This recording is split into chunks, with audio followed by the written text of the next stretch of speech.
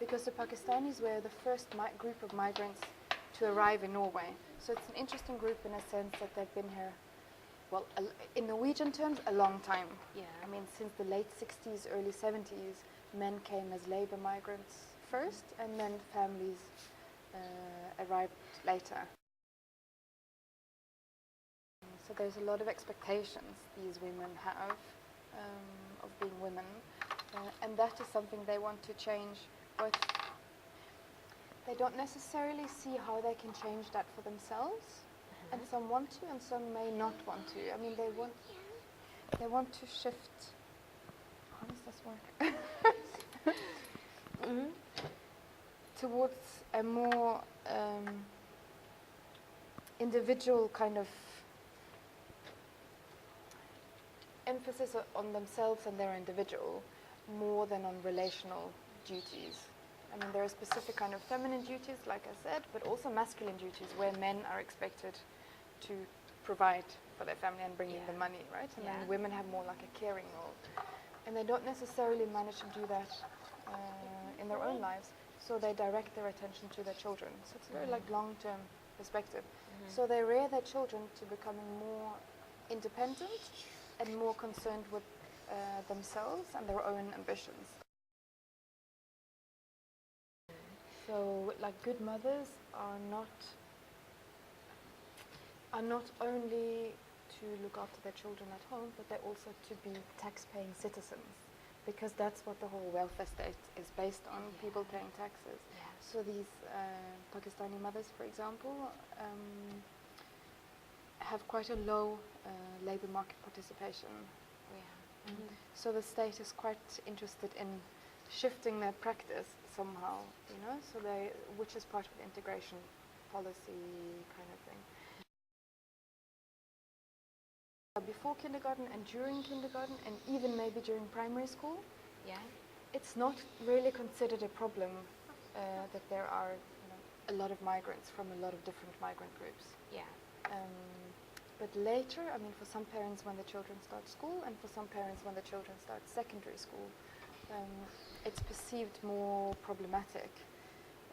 Not because children have a migration background. It's not because children have a migration background, because that's actually seen as a positive thing. But they're concerned with language development, because they fear that in school, if a lot of children don't have Norwegian well as a mother tongue, or speaks it well enough to follow what they're supposed to be learning in school, they fear that their children may not get the kind of education that they should get in school. So they often emphasize, like to me and to each other, that we have this common experience and this common value, and that is to be parents. And that's what they emphasize. So the different ways of being parents and the different ways of raising children, they talk about, and there are disagreements, but that's fine. Because these disagreements are within like the larger common value of parenthood. Exactly. Staff that I worked at for a long time say that they used to do like more creative activities in the kindergarten, but now, and have complicated fairy tales that would continue from the one day to the next and things like that. And now they don't do that as much. So they are less like development oriented, and they have to simplify their educational or lower their educational ambitions somehow, because children can't follow what's going on. For example, if there's meal time, for example, they will cook different kinds of meals. So they will have, Norwegians eat a lot of potatoes, for example.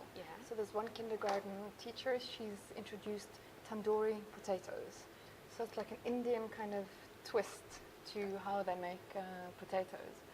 And then she will do things like, she will construct in a way, like really like simple conversations, but so if they eat bread, for example, she will ask the different children with different kinds of language backgrounds what bread is called in their language.